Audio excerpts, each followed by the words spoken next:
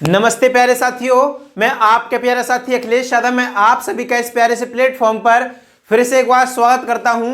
तो साथियों, इस क्लास में करने वाले हैं टारगेट T20 सीरीज का जीएस प्रैक्टिस सेट नंबर 5। यानी इससे पहले हम जीएस के 4 प्रैक्टिस सेट ऑलरेडी कर चुके हैं, जिसकी प्लेलिस्ट आपको अकेडमी विद अखिलेश चैनल पर मिलेगी। और सभी साथियों को एक डाउट है कि आपकी जो क्लास की पीडीएफ है वो कहां पर मिलेगी। तो इसकी जो क्लासेज होती है मतलब हमारी, वो पीडीएफ आपको अकेडमी विद अखिलेश नाम से टेलीग्राम चैनल है, उस पर आपको सभी क्लासेस की पीडीएफ मिल जाएंगी। तो सभी साथी ज्वाइन करना ना भूलें। यानी कि और जिस भी साथी ने हमारे चैनल को अभी तक सब्सक्राइब नहीं किया है तो वो चैनल को आज ही सब्सक्राइब करें और अपने मतलब जो पढ़ाई है वो कंटिन्यू उसको कर सकें। तो साथियों, बिना टाइम वेस्ट किए हम अपनी क्लास को शुरू करते हैं। जैसा कि लिखा हुआ है स्लाइड पर, जीएस प्रैक्टिस सेट नंबर 5। यानी इससे पहले हमारे 4 प्रैक्टिस सेट हो चुके हैं जो कि अकेडमी विद अखिलेश चैनल पर अपलोड हैं। तो साथियों, हम क्लास की स्टार्टिंग करेंगे। क्वेश्चन नंबर फर्स्ट है, क्वेश्चन है महापद्म नंद ने साम्राज्य पर शासन किया था। ऑप्शन ए है अवंती, ऑप्शन बी है वत्स, ऑप्शन नंबर सी है कौशल, ऑप्शन नंबर डी है मगध। यानी महापद्म नंद ने किस साम्राज्य पर शासन किया था?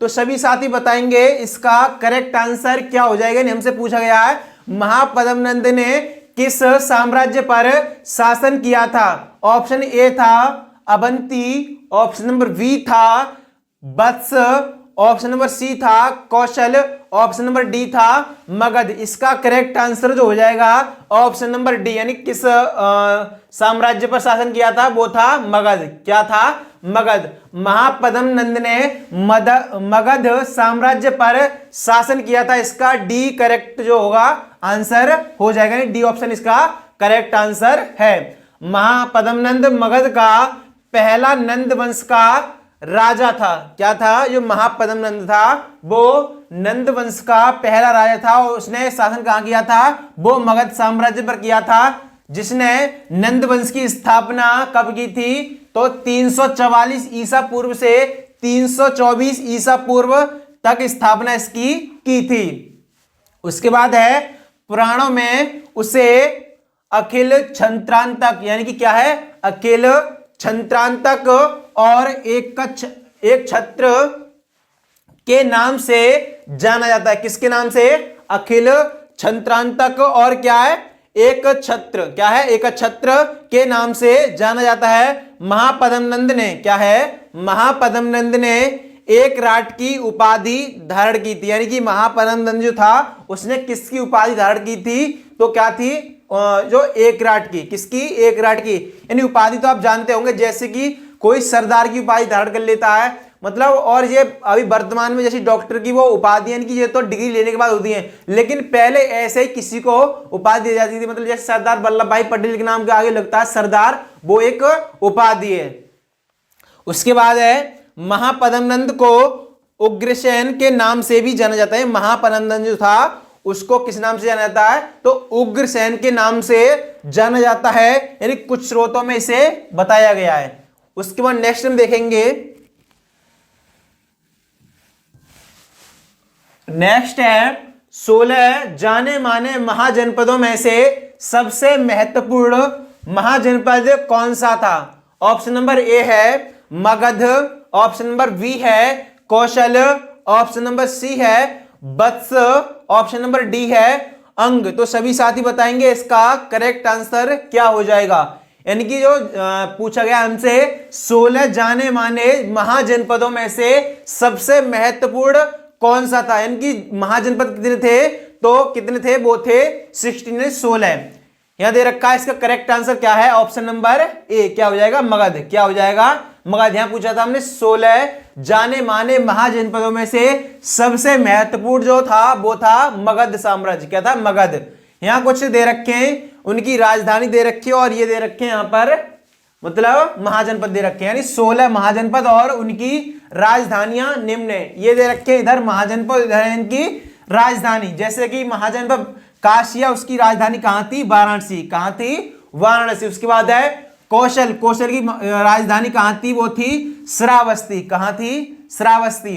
उसके बाद है अंग, अंग की राजधानी थी चंपा। कहां थी? चंपा। उसके बाद है मगध, मगध की राजधानी कहां थी? राजगृह या गिरिव्रज। क्या थी? राजगृह या गिरिव्रज मगध की राजधानी थी। उसके बाद है कुरु, कुरु की राजधानी जो थी वो थी इंद्रप्रस्थ। क्या थी? इंद्रप्रस्थ। उसके बाद है कंबोज, कंबोज की राजधानी थी हाटक या राजपुर। क्या थी? हाटक या राजपुर कंबोज की राजधानी थी। उसके बाद है अस्मक, अस्मक की राजधानी थी पोतना या पोटली। क्या था? पोतना या पोटली अस्मक की राजधानी थी। उसके बाद है वज्जी महाजनपद, इसकी राजधानी कहां थी? वज्जी की राजधानी थी वो थी वैशाली। क्या थी? वैशाली। उसके बाद है अवंती, अवंती की राजधानी कहां थी? तो अवंती है दक्षिणी की, दक्षिणी अवंती कहां थी? एक तो थी दक्षिणी महिष्मती और उत्तरी उज्जैनी। कहां कहां थी? दो जगह थी, यानी दक्षिणी महिष्मती और उत्तरी उज्जैनी। उसके बाद है गांधार की, गांधार की राजधानी कहां थी? वो थी तक्षशिला। कहां थी? तक्षशिला। उसके बाद है सूरसेन, सूरसेन की राजधानी थी मथुरा, यानी सूरसेन की राजधानी हमसे पूछा गया है, यानी कहां थी? वो थी मथुरा। उसके बाद है मत्स्य की राजधानी कहां थी? विराटनगर। कहां थी? विराटनगर। उसके बाद है इधर पांचाल की राजधानी कहां थी? तो उत्तरी पांचाल अहिच्छत्र, दक्षिणी पांचाल की काम्पिल्य, यानी कि जो उत्तरी पांचाल था उसकी थी अहिच्छत्र और दक्षिणी पांचाली कहां थी? काम्पिल्य। कहां थी? काम्पिल्य। उसके बाद है मल्ल, मल्ल की राजधानी कहां थी? कुशीनगर तथा पावा, यानी कि जो मल्ल था उसकी राजधानी, महाजनपद मल्ल था उसकी राजधानी थी कुशीनगर तथा पावा। उसके बाद चेदी महाजनपद, उसकी राजधानी थी शुक्तिमती। कहां थी? शुक्तिमती। उसके बाद है वत्स महाजनपद, जिसकी राजधानी थी कौशांबी। तो साथियों यहां तक सभी को समझ में आ रहा होगा, यानी कि हमसे पूछा था यहाँ इस क्वेश्चन में 16 जाने माने महाजनपदों में से सबसे महत्वपूर्ण कौन सा महाजनपद था? वो था मगध। और यहां पर मैंने सभी महाजनपदों को रिप्रेजेंट किया और उनकी राजधानी भी साथ में आपको बताई है। इसके बाद नेक्स्ट हम देखेंगे, नेक्स्ट क्वेश्चन है सूरसेन महाजनपद की राजधानी कहां थी? यानी कि अभी हम ये क्वेश्चन पीछे देखकर आए हैं, इसका हमने मतलब अभी पूरी सारणी में देखा था इसका आंसर, यानी कि हमसे पूछा गया सूरसेन महाजनपद की राजधानी कहां थी? ऑप्शन नंबर ए है विराटनगर, ऑप्शन नंबर बी है तक्षशिला, ऑप्शन नंबर सी है काशी, ऑप्शन नंबर डी है मथुरा। तो सभी साथी बताएंगे इसका करेक्ट आंसर क्या हो जाएगा। सूरसेन महाजनपद की राजधानी जो थी वो थी मथुरा। कहां थी? मथुरा सूरसेन महाजनपद की राजधानी थी। यहां दे रखा है सूरसेन प्राचीन भारतीय क्षेत्र उत्तर प्रदेश के वर्तमान व्रज क्षेत्र में था, यानी कि सूरसेन प्राचीन भारतीय क्षेत्र के कौन से भाग में था? उत्तर प्रदेश के वर्तमान व्रज क्षेत्र में। कहां था? वर्तमान व्रज क्षेत्र में था। सूरसेन महाजनपद यमुना नदी पर स्थित था, यानी कि सूरसेन महाजनपद था वो कहां था? वो यमुना नदी के किनारे स्थित था। सूरसेन मथुरा के प्राचीन यदुवंशी राजा थे, यानी कि सूरसेन जो थे वो मथुरा के प्राचीन यदुवंशी यानी यादव राजा थे, यानी अहीर राजा थे। उसके बाद नेक्स्ट हम देखेंगे, नेक्स्ट क्वेश्चन है प्राचीन काल में अवध को, यानी कि हमसे पूछा गया है प्राचीन काल में अवध को किस नाम से जाना जाता है? तो सभी साथी बताएंगे इसका करेक्ट आंसर क्या हो जाएगा। ऑप्शन नंबर ए है कौशल, ऑप्शन नंबर बी है कपिल वस्तु, ऑप्शन नंबर सी है कौशांबी, ऑप्शन नंबर डी है काशी। तो सभी साथी बताएंगे इसका करेक्ट आंसर क्या हो जाएगा। मतलब हमसे पूछा है प्राचीन काल में अवध को किस नाम से जाना जाता था, यानी कि पुराने समय में अवध को किस नाम से जाना जाता था? वो था कौशल। किस नाम से? कौशल। यानी कि अवध को प्राचीन समय में या प्राचीन काल में अवध को कौशल नाम से जाना जाता था। प्राचीन काल में अवध को कौशल नाम से जाना जाता था। प्राचीन भारत में 6ठी शताब्दी में 16 महाजनपदों का उदय हुआ, यानी कि प्राचीन भारत में 6ठी शताब्दी में जो हुआ था वो 16 महाजनपदों का उदय हुआ है, निर्माण हुआ। कौशल इन्हीं 16 महाजनपदों में से एक था, यानी कि कौशल था वो भी एक महाजनपद था। उसके बाद दे रखा है कौशल महाजनपद की राजधानी कहाँ है? इसकी राजधानी जो है वो है श्रावस्ती। यानी कौशल महाजनपद की हमसे राजधानी पूछी जाए तो हम क्या बताएंगे? वो क्या है? श्रावस्ती। इसके बाद नेक्स्ट हम देखेंगे, नेक्स्ट है भारत में सनोवर, सिल्वर फर, हपुसा या जूनिपर्स, देवदार यानी पाइन और भोज वृक्ष यानी कि वर्ष निम्नलिखित में से किस वन के सामान्य पेड़ हैं? यानी कि यहां पर ये पेड़ दे रखे हैं, ये कौन से वन के पेड़ है हमसे पूछा गया है। ऑप्शन नंबर ए है मैंग्रोव वन, ऑप्शन नंबर बी है पर्वतीय वन, ऑप्शन नंबर सी है उष्ण कटिबंधीय पर्णपाती वन, ऑप्शन नंबर डी है उष्ण कटिबंधीय सदाबहार वन। तो सभी साथी बताएंगे इसका करेक्ट आंसर क्या हो जाएगा। यानी कि हमसे पूछा था भारत में सनोवर यानी कि सिल्वर फर, उसके बाद हापुसा, हापुसा का इसका मतलब है जूनिपर्स, उसके बाद देवदार दे रखा, देवदार का मतलब क्या है? पाइन, और भोज वृक्ष इसका मतलब है वर्ष निम्नलिखित में से किस वन के सामान्य पेड़ हैं? वो किसके हैं? वो हैं पर्वतीय वन के। यानी कि ऑप्शन नंबर बी जो होगा इसका करेक्ट आंसर हो जाएगा। यहां दे रखा है सनोवर यानी सिल्वर फर, हापुसा यानी जूनिपर्स, देवदार यानी पाइन और भोज वृक्ष वर्ष भारत में पाए जाने वाले पर्वतीय वनों के वृक्ष हैं। किसके वृक्ष हैं? पर्वतीय वनों के वृक्ष हैं। यहां दे रखे हैं वन और उधर दे रखे हैं वृक्षों के प्रकार, कौन से वन में कौन से प्रकार के वृक्ष पाए जाते हैं हमें ये देखना है। यानी मैंग्रोव वन है, उसमें कौन कौन से वृक्ष पाए जाते हैं? तो सुंदरी वृक्ष पाया जाता है, उसके बाद है कैजुरीना, उसके बाद है केवड़ा। फिर देखेंगे हम उष्ण कटिबंधीय पर्णपाती वन में कौन कौन से पाए जाते हैं। ये है सागौन का, उसके बाद है शीशम, खैर, बांस, महुआ, चंदन। यानी कि जो उष्ण कटिबंधीय पर्णपाती वन है उसमें सागौन के वृक्ष, शीशम, खैर, बांस, महुआ और चंदन के वृक्ष पाए जाते हैं। उसके बाद है उष्ण कटिबंधीय सदाबहार वन में, यानी कि इनमें कौन से वृक्ष पाए जाते हैं हम देख लेंगे। यहाँ पर इसमें पाए जाते हैं महोगनी वृक्ष, उसके बाद आबनूस, रबर और क्या है? सिनकोना। इसके बाद नेक्स्ट हम देखेंगे, नेक्स्ट क्वेश्चन क्या है हमारा।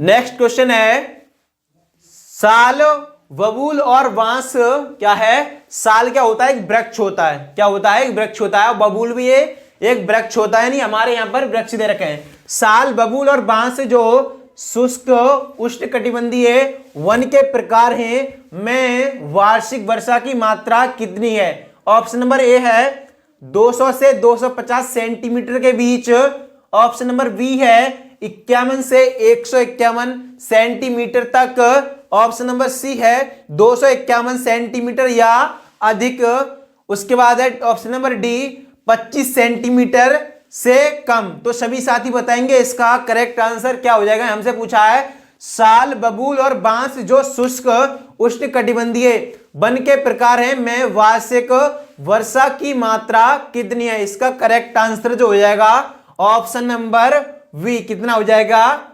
51 से 151 सेंटीमीटर तक। यहां दे रखा है साल और बांस उच्च उष्ण कटिबंधीय आर्द्र पर्णपाती। ये क्या है? पर्णपाती वनस्पतियां हैं जिनके लिए 100 से 200 सेंटीमीटर तक वर्षा की मात्रा की आवश्यकता होती है या मात्रा आवश्यक है।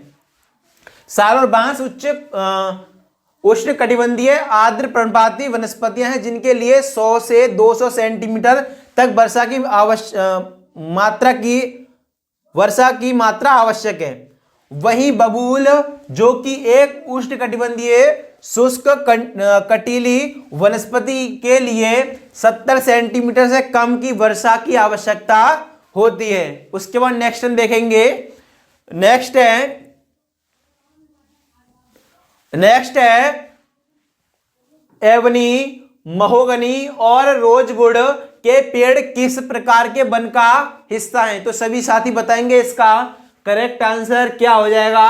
ऑप्शन नंबर ए है उष्ण कटिबंधीय पर्णपाती वन, ऑप्शन नंबर बी है शीतोष्ण वन, ऑप्शन नंबर सी है उष्ण कटिबंधीय सदाबहार वन, ऑप्शन नंबर डी है एल्पाइन वनस्पति। तो सभी साथी बताएंगे इसका करेक्ट आंसर क्या हो जाएगा। इसका करेक्ट आंसर जो हो जाएगा ऑप्शन नंबर वी। हमसे पूछा था एवनी, महोगनी और रोजवुड के पेड़ किस प्रकार के वन का हिस्सा है। वो है उष्णकटिबंधीय सदाबहार वन के। किसके? उष्णकटिबंधीय सदाबहार वन के। यहां दे रखा है उष्णकटिबंधीय सदाबहार वनों में 200 सेंटीमीटर से अधिक वर्षा होती है। इन वनों में पेड़ों की औसत ऊंचाई लगभग 60 सेंटीमीटर होती है। उसके बाद नेक्स्ट हम देखेंगे।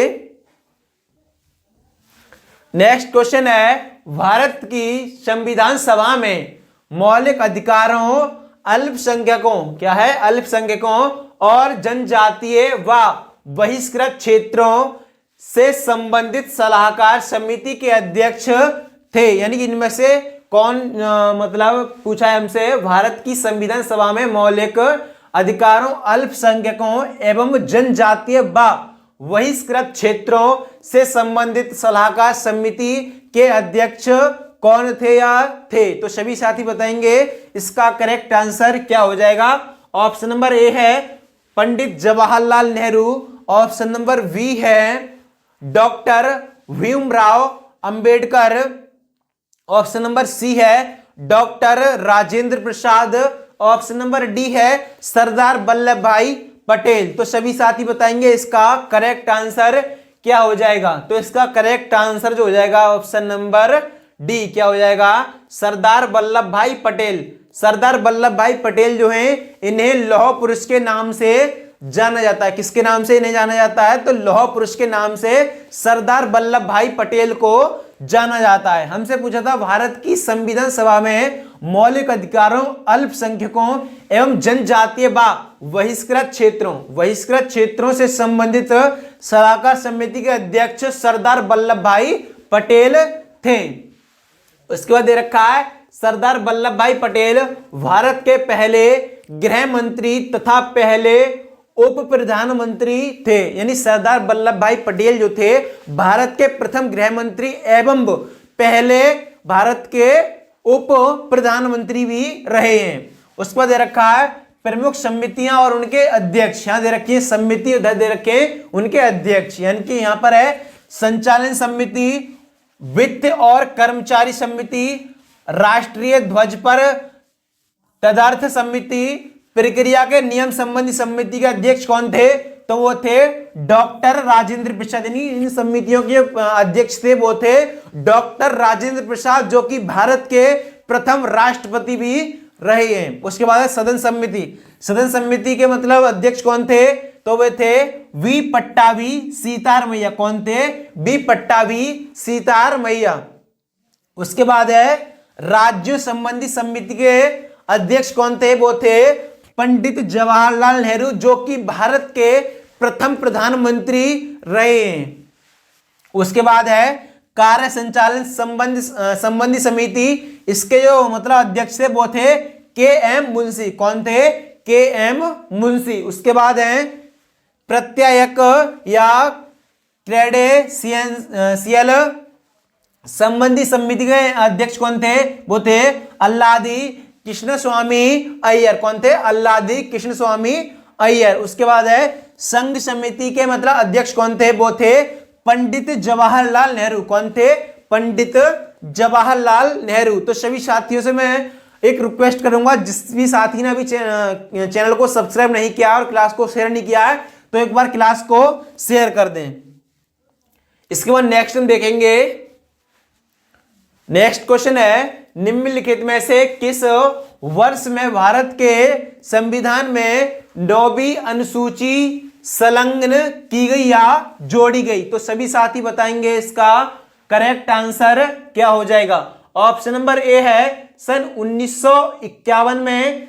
ऑप्शन नंबर बी है सन 1952 ईस्वी में। ऑप्शन नंबर सी है सन 1953 ईस्वी में। ऑप्शन नंबर डी है सन 1954 ईस्वी में। तो सभी साथी बताएंगे इसका करेक्ट आंसर क्या हो जाएगा। यानी कि इसका करेक्ट आंसर जो हो जाएगा ऑप्शन नंबर ए हो जाएगा। क्या हो जाएगा? ऑप्शन नंबर ए। हमसे पूछा था निम्नलिखित में से किस वर्ष में भारत के संविधान में 9वीं अनुसूची संलग्न की गई है, जोड़ी गई? वो कब की गई थी? सन 1951 ईस्वी में। 9वीं अनुसूची भूमि सुधारों तथा जमींदारी प्रणाली के उन्मूलन से संबंधित थी। किससे थी? भूमि सुधारों तथा जमींदारी प्रणाली के उन्मूलन से संबंधित थी। भारतीय संविधान में 9वीं अनुसूची क्या है? 9वीं अनुसूची को प्रथम संविधान संशोधन अधिनियम 1951 के तहत जोड़ा गया था। कब जोड़ा गया था? मतलब जो भारतीय संविधान का मतलब जो पहला संशोधन हुआ था उसी में 9वीं अनुसूची को जोड़ा गया था। उसके बाद है 10वीं अनुसूची को 52वें संविधान संशोधन अधिनियम 1985 के द्वारा भारतीय संविधान इंडियन कॉन्स्टिट्यूशन में जोड़ा गया था तथा 91वें संविधान संशोधन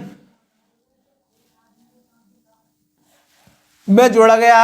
52वें संविधान संशोधन अधिनियम 1985 को दल बदल विरोधी कानून भी कहा जाता है। क्या कहा जाता है? इनकी जो 52वें संविधान संशोधन को क्या कहा जाता है? उसे कहा जाता है दल बदल विरोधी कानून कहा जाता है। यहां दे रखा है एक नोट, ये हम पढ़ लेंगे इसे। भारत के मूल संविधान में कुल कितनी अनुसूचियां थी? वो थी 8 अनुसूचियां थी। यानी कि भारत का मूल संविधान था उसमें कुल 8 अनुसूचियां थी। उसके बाद अनुसूचियों को बाद में जोड़ा गया है, परंतु संशोधनों के पश्चात वर्तमान में अब अनुसूची कितनी भारतीय संविधान में? वो हैं 12। कितनी संख्या अनुसूचियों की? अभी वर्तमान में भारतीय संविधान में 12 अनुसूचियां हो चुकी हैं, जबकि मूल संविधान में कितनी थी? वो थी 8 अनुसूचियां। इसके बाद नेक्स्ट हम देखेंगे। नेक्स्ट है भारतीय संविधान की निम्नलिखित अनुसूची में कौन सी संघ और राज्यों के बीच शक्तियों तथा कार्यों के आवंटन को परिभाषित करती है? तो सभी साथी बताएंगे इसका करेक्ट आंसर क्या हो जाएगा। ऑप्शन नंबर ए है 5वीं अनुसूची, ऑप्शन नंबर बी है 6वीं अनुसूची, ऑप्शन नंबर सी है 7वीं अनुसूची, ऑप्शन नंबर डी है 8वीं अनुसूची। हमसे पूछा है भारतीय संविधान की निम्नलिखित अनुसूची में से कौन सी संघ और राज्यों के बीच शक्तियों तथा कार्यों के आवंटन को परिभाषित करती है? वो है 7वीं अनुसूची। क्या है? ऑप्शन नंबर सी यानी 7वीं अनुसूची। यहां दे रखा है 5वीं अनुसूची में क्या दे रखा है? 5वीं अनुसूची किससे संबंधित है? अनुसूचित एवं जनजातीय क्षेत्रों के प्रशासन और नियंत्रण के बारे में। क्या है इसमें? जो 5वीं अनुसूची है उसमें क्या है? उसमें है अनुसूचित एवं जनजातीय क्षेत्रों के प्रशासन और नियंत्रण के बारे में उपबंध है। उसका 6वीं अनुसूची में क्या है? वो है असम, मेघालय, मिजोरम एवं त्रिपुरा राज्यों के जनजातीय क्षेत्रों के प्रशासन के बारे में उपबंध। उसके बाद है 7वीं अनुसूची, इसमें है संघ सूची, राज्य सूची एवं समवर्ती सूची के संदर्भ में संघ और राज्य के बीच शक्तियों का विभाजन। उसके बाद 8वीं अनुसूची है, उसमें क्या है? उसमें है भारतीय संविधान के द्वारा मान्यता प्राप्त भाषाएं मूल रूप से 14 तथा वर्तमान में कितनी है? अब है 22। कितनी है? 22। उसके बाद नेक्स्ट हम देखेंगे।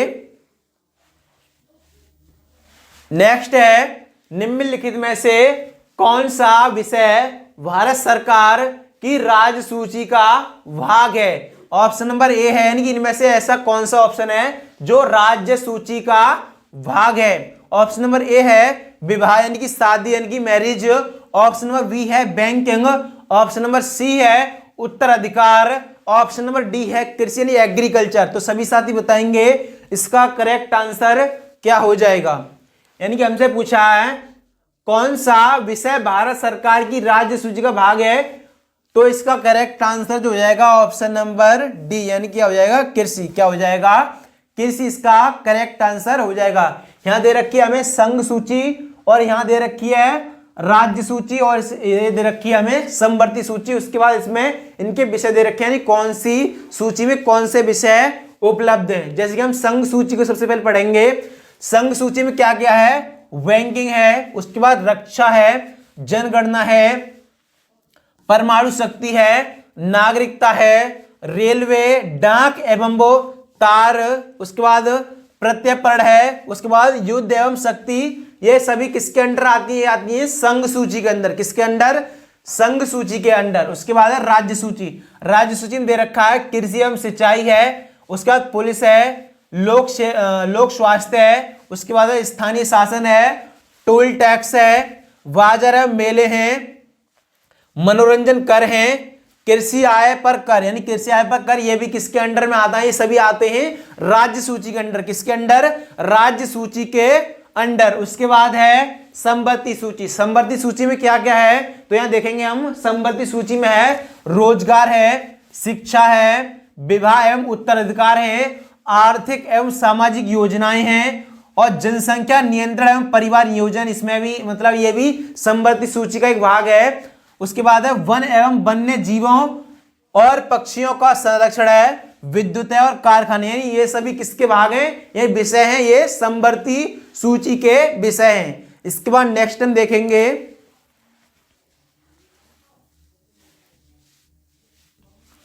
नेक्स्ट है संविधान निर्माण के लिए निर्वाचित संविधान सभा की प्रथम बैठक निम्नलिखित में से कब आयोजित की गई थी? ऑप्शन नंबर ए है 9 दिसंबर सन 1946 ईस्वी को।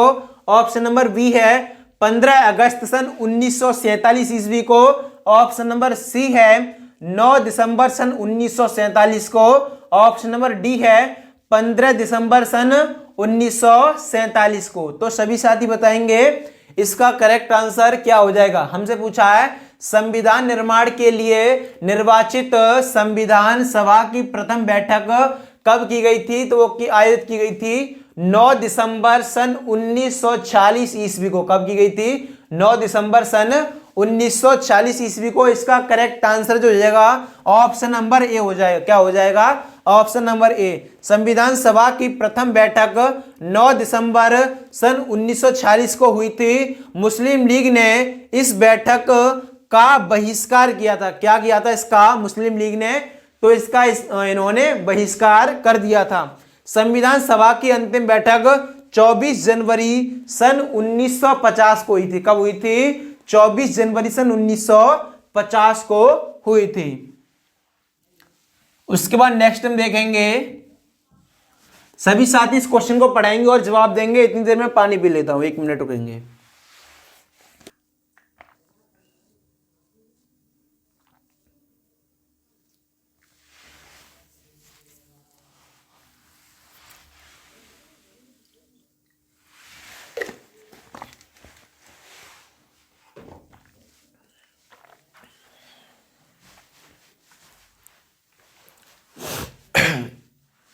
क्वेश्चन है लागत के उत्पादन के रूप में शुद्ध राष्ट्रीय उत्पाद का दूसरा नाम क्या है? ऑप्शन नंबर ए है व्यक्तिगत आय।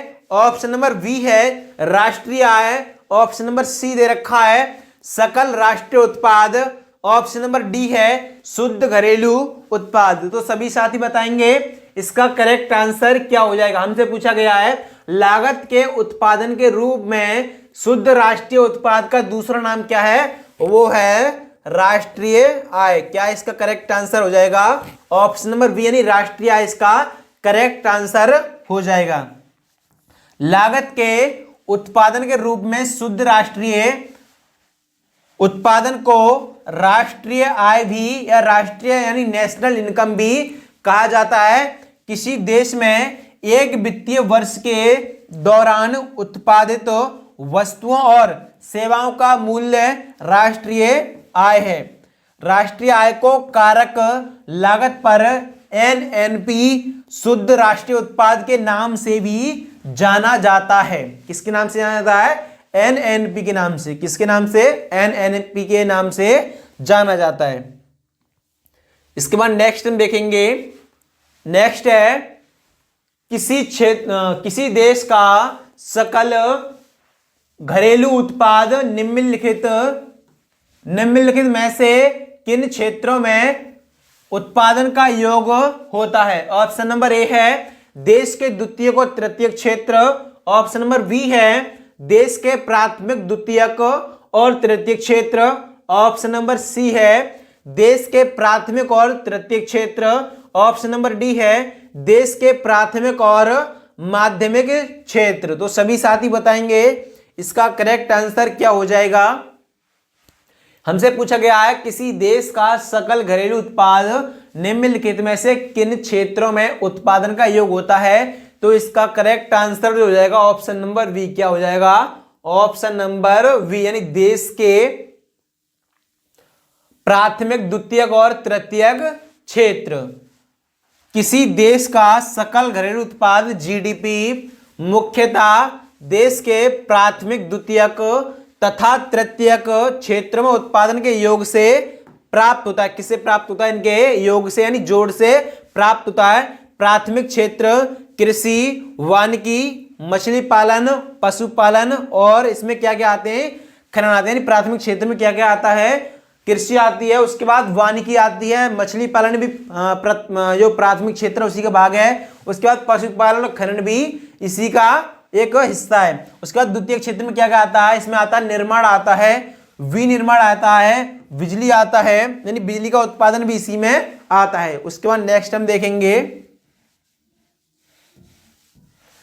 नेक्स्ट क्वेश्चन है निम्नलिखित में से कौन सा मूलभूत या मूल मात्रक नहीं है? इनमें से कौन सा मात्रक है जो मूल मात्रक नहीं है? ऑप्शन नंबर ए है लंबाई, ऑप्शन नंबर बी है आयतन, ऑप्शन नंबर सी है द्रव्यमान, ऑप्शन नंबर डी है समय। तो सभी साथी बताएंगे इसका करेक्ट आंसर क्या हो जाएगा। यानी कि आयतन जो होगा वो मूलभूत या मूल मात्रक नहीं है, यानी कि आयतन जो होता है वो एक व्युत्पन्न मात्रक है, व्युत्पन्न राशि के रूप में है। यहां दे रखिए भौतिक राशि है, इधर रखिए इनके मात्रक, यानी कौन सी भौतिक राशि का मात्रक क्या है हम देखेंगे। यहां पर लंबाई का मात्रक होता है मीटर, यानी लंबाई जो मात्रक होता है वो किसमें मापी जाती है? लंबाई मीटर में। यानी कि ये कौन सी मात्रक है? ऐसा ही मात्रक है। कैसे मात्रक है? ये ऐसा ही मात्रक है। उसके बाद है द्रव्यमान का मात्रक जो होता है वो होता है किलोग्राम। उसके बाद समय का मात्रक है सेकंड, आयतन क्या है? Metre cube. क्या है? Metre cube. लेकिन जो आयतन यहां दे रखा है ये क्या है? यहां पर ये व्युत्पन्न राशि है। आयतन यहां पर क्या है? व्युत्पन्न राशि है। लेकिन ये क्या है? ये सभी हैं मतलब मूल राशि। क्या है? मूल राशि। उसके बाद है वल भी एक व्युत्पन्न राशि है, इसका मात्रक होता है न्यूटन।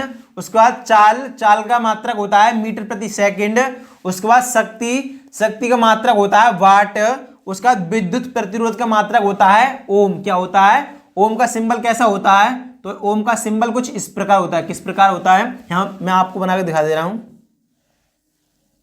इस प्रकार से ओम का सिंबल होता है। क्या होता है? ओम का सिंबल होता है। उसके बाद है ताप का क्या होता है? केल्विन। और विभवांतर का मात्रक होता है वोल्ट। क्या होता है? वोल्ट। यहां पर कुछ भौतिक राशि दे रखी थी और इधर के मात्रक दे रखे थे, यानी कि यहां पर जो थे मतलब ये कुछ इसमें व्युत्पन्न राशियां और कुछ इसमें क्या है? बहुत मतलब मूल राशियां हैं। उसके बाद नेक्स्ट हम देखेंगे, नेक्स्ट है निम्नलिखित में से कौन सी मूल राशियां हैं? ऑप्शन नंबर ए है समय और चाल, ऑप्शन नंबर बी है द्रव्यमान और आयतन, ऑप्शन नंबर सी है लंबाई और क्षेत्रफल, ऑप्शन नंबर डी है लंबाई और समय। यानी कि यहां पर समय तो यहां पर मूल राशि है, लेकिन ये चाल जो है ये व्युत्पन्न राशि है। ये भी इसका आंसर नहीं होगा। दूसरा है बी ऑप्शन द्रव्यमान और आयतन। आयतन यहां पर ये क्या है? ये मूल राशि नहीं है, ये व्युत्पन्न राशि है। इस वजह से ये भी ऑप्शन गलत हो जाएगा। ऑप्शन नंबर सी दे रखा है लंबाई और क्षेत्रफल। क्षेत्रफल भी एक ये मतलब व्युत्पन्न राशि है। उसके बाद है लंबाई और समय, यानी ये दोनों हैं, ये दोनों हो जाएंगे मूल राशियां। क्या हो जाएंगी? मूल राशियां। किसी भौतिक राशि को व्यक्त करने के लिए कुछ ऐसे मानकों का प्रयोग किया जाता है जो अन्य मानकों से स्वतंत्र होते हैं, मूल मात्रक कहलाते हैं। जैसे लंबाई, समय और द्रव्यमान के मात्रक क्रमशः मीटर, सेकंड और क्या है? किलोग्राम मूल इकाई हैं। क्या है? मूल इकाई हैं। लेकिन मतलब कुछ ऐसे भी इकाई हैं, भौतिक राशियां हैं जो मतलब मूल राशियों की सहायता से उत्पन्न की जाती हैं। वो क्या कहलाती हैं? वो होती हैं व्युत्पन्न राशियां। और जो मतलब मूल मात्रकों की सहायता से जो मात्रक उत्पन्न किए जाते हैं वो होते हैं व्युत्पन्न मात्रक। यानी दूसरे से उत्पन्न हो रहे हैं तभी तो उन्हें व्युत्पन्न बोला है, यानी कि व्युत्पन्न, इनकी दूसरों की सहायता से उत्पन्न होने वाले। उसके बाद नेक्स्ट हम देखेंगे, नेक्स्ट है विलासिनी नाट्यम का प्रसिद्ध कलाकार निम्नलिखित में से कौन है? ऑप्शन नंबर ए है लीला सैमसन, ऑप्शन नंबर बी है गिरजा देवी, ऑप्शन नंबर सी है स्वप्न सुंदरी, ऑप्शन नंबर डी है अदिति मंगल दास। तो सभी साथी बताएंगे इसका करेक्ट आंसर क्या हो जाएगा। हमसे पूछा गया है विलासिनी नाट्यम का प्रसिद्ध कलाकार निम्नलिखित में से कौन है, तो इसका करेक्ट आंसर हो जाएगा ऑप्शन नंबर सी। क्या हो जाएगा? ऑप्शन नंबर सी इसका करेक्ट आंसर हो जाएगा। स्वप्न सुंदरी विलासिनी नाट्यम से जुड़ी प्रसिद्ध कलाकार है। इनका जन्म चेन्नई तमिलनाडु में हुआ था। इनका जन्म कहां हुआ था? इनका जन्म जो हुआ था वो हुआ था तमिलनाडु चेन्नई में। कहां पर? तमिलनाडु चेन्नई में। विलासिनी नाट्यम एक पारंपरिक नृत्य है जिसकी उत्पत्ति आंध्र प्रदेश में हुई है। कहां पर हुई है इसकी उत्पत्ति? आंध्र प्रदेश में हुई है। स्वप्न सुंदरी को भारत सरकार द्वारा वर्ष 2003 में पद्म भूषण पुरस्कार प्राप्त हुआ है। यानी हमसे पूछा जाए कभी कि पद्म पुरस्कार कितने प्रकार के होते हैं, ये मुख्यतः 3 प्रकार के होते हैं। नंबर 1 पद्म श्री, नंबर 2 है पद्म भूषण, नंबर 3 है पद्म विभूषण। इसके बाद नेक्स्ट हम देखेंगे, नेक्स्ट क्वेश्चन है संगीत नाटक अकादमी प्रख्यात कलाकारों को फेलोशिप देती है। सोनल मानसिंह ने इसे ओडिसी नृत्य के लिए प्राप्त किया। यह किस राज्य का एक नृत्य रूप है? तो सभी साथी बताएंगे इसका करेक्ट आंसर क्या हो जाएगा। ऑप्शन नंबर ए है ओडिशा, ऑप्शन नंबर बी है Andhra Pradesh, option number C है केरल, ऑप्शन नंबर डी है उत्तर प्रदेश। तो सभी साथी बताएंगे इसका करेक्ट आंसर क्या हो जाएगा। संगीत नाटक अकादमी प्रख्यात कलाकारों को फेलोशिप देती है। सोनल मानसिंह ने इसे ओडिसी नृत्य के लिए प्राप्त किया। किस राज्य का एक नृत्य है? तो ये ओडिशा का है। किसका नृत्य है? ओडिशा का नृत्य है। ओडिशा नृत्य भारत के शास्त्रीय नृत्यों में क्या है? ओडिसी जो नृत्य है वो कहाँ का एक शास्त्रीय नृत्य है? वो है ओडिशा का। यानी कि यहाँ पर ओडिसी से क्या रिलेट हो रहा है? ओडिशा, यानी कि ओडिसी से ओडिशा हो जाएगा। ओडिसी नृत्य भारत के शास्त्रीय नृत्यों में से एक है। ओडिसी नृत्य में कृष्ण और राधा की कथाओं को दर्शाया जाता है। यानी कि ओडिसी जो नृत्य होता है उसमें किसकी कथाएं दर्शाई जाती हैं? तो इसमें भगवान कृष्ण और राधा रानी की कथाओं को दर्शाया जाता है। सोनल मानसिंह को प्राप्त पुरस्कार, सोनल मानसिंह जो थी इनको कौन कौन से पुरस्कार अब तक मिल चुके हैं? इनको वर्ष 1992 में पद्म भूषण मिला है। उसके बाद वर्ष 2003 में पद्म विभूषण मिला है। उसके बाद है वर्ष 1987 में इन्हें संगीत नाटक अकादमी पुरस्कार मिला है। उसके बाद दे रखा है वर्ष 2018 में संगीत नाटक अकादमी फेलोशिप मिला है। उसके बाद है नवंबर 2019 में लाइफ टाइम अचीवमेंट पुरस्कार से इन्हें सम्मानित किया गया। किस पुरस्कार से? लाइफ टाइम अचीवमेंट पुरस्कार से इन्हें सम्मानित किया गया था। इसके बाद नेक्स्ट हम देखेंगे, नेक्स्ट है राज्यसभा सदस्य सोनल मानसिंह और क्या है? सोनल मानसिंह और भरतनाट्यम की प्रख्यात नृत्यांगना है। ऑप्शन नंबर ए है कथकली से, ऑप्शन नंबर बी है कथक, ऑप्शन नंबर सी है Mohini Attam, option number D है ओडिसी। तो सभी साथी बताएंगे इसका करेक्ट आंसर क्या हो जाएगा। यानी कि हमें अभी ये क्वेश्चन आया था सोनल मानसिंह का, वो कहां से संबंधित है? वो ओडिशा शास्त्रीय नृत्य। किससे? ओडिसी शास्त्रीय नृत्य से। ये नृत्य कहां का एक शास्त्रीय लोक नृत्य है? वो है ओडिशा राज्य। किसका? ओडिशा राज्य का नृत्य है। उनसे जुड़े प्रमुख नर्तक, यानी यहां पर कुछ यहाँ पर प्रमुख नर्तक दे रखे हैं। उसके बाद ये कौन से नृत्य से संबंधित हैं वो भी यहाँ पर दे रखे हैं। कथकली से संबंधित जो नर्तक हैं वो देखेंगे हम, गोपीनाथ, उसके बाद हैं कोटकल, शिवरामन, हरिप्रिया, नंबूदरी। यानी कि ये कौन से नृत्य से, लोक नृत्य से संबंधित हैं वो हैं सभी कथकली से। उसके बाद कथक से संबंधित वो देखेंगे हम, सितारा देवी, उसके बाद है बिरजू महाराज, नेक्स्ट हैं लक्षु महाराज। उसके बाद है ओडिसी से जो संबंधित है मतलब नर्तक वो हैं केलुचरण महापात्रा, इंद्राणी रहमान, उसके बाद है झेलम परांजपे। उसके बाद मोहिनीअट्टम से संबंधित जो हैं वो हैं जयप्रभा मेनन, कलामंडलम, कल्याणी कुट्टी अम्मा, उसके बाद है सुनंदा नायर। इसके बाद नेक्स्ट हम देखेंगे, नेक्स्ट और इस क्लास का लास्ट क्वेश्चन हम करने वाले हैं। क्वेश्चन है संगीत नाटक अकादमी पुरस्कार विजेता गुरु वेम्पति चिन्ना सत्यम के प्रसिद्ध नर्तक थे। ऑप्शन नंबर ए है कुचिपुड़ी, ऑप्शन नंबर बी है Mohini Attam, option number C है भरतनाट्यम, ऑप्शन नंबर डी है कथकली। तो सभी साथी बताएंगे इसका करेक्ट आंसर क्या हो जाएगा। इसका करेक्ट आंसर जो हो जाएगा यानी संगीत नाटक अकादमी पुरस्कार विजेता गुरु वेम्पति चिन्ना सत्यम कुचिपुड़ी के प्रसिद्ध नर्तक थे। गुरु वेम्पति चिन्ना सत्यम का जन्म अक्टूबर 1929 को आंध्र प्रदेश में हुआ था। कहां पर हुआ था? अक्टूबर 1929 को इनका जन्म आंध्र प्रदेश राज्य में हुआ था। इन्होंने वर्ष 1963 में कुचिपुड़ी कला अकादमी मद्रास की स्थापना की थी। किसकी स्थापना की थी इन्होंने? वर्ष 1963 में कुचिपुड़ी कला अकादमी मद्रास में इसकी स्थापना की थी।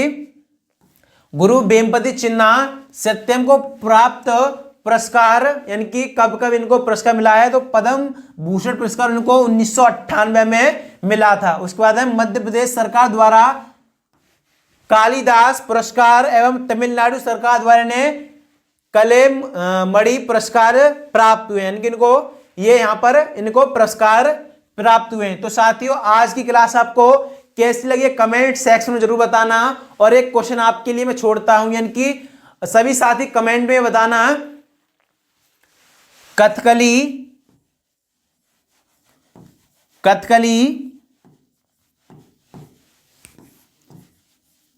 किस राज्य से संबंधित, किस राज्य से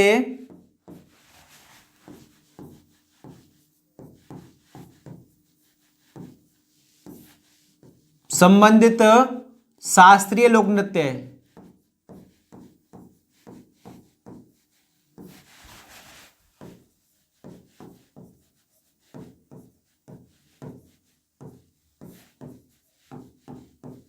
इसका जवाब आपको कहां देना है? कमेंट सेक्शन में। कहां देना है? कमेंट सेक्शन में इसका आपको जवाब देना है। तो सभी साथी एक कमेंट जरूर करें जिससे कि मैं आपके लिए नेक्स्ट क्लास भी ला सकूं। तो साथियों आज के लिए बस इतना ही, मिलते हैं नेक्स्ट क्लास में। तब तक के लिए सभी प्यारे साथियों को जय हिंद।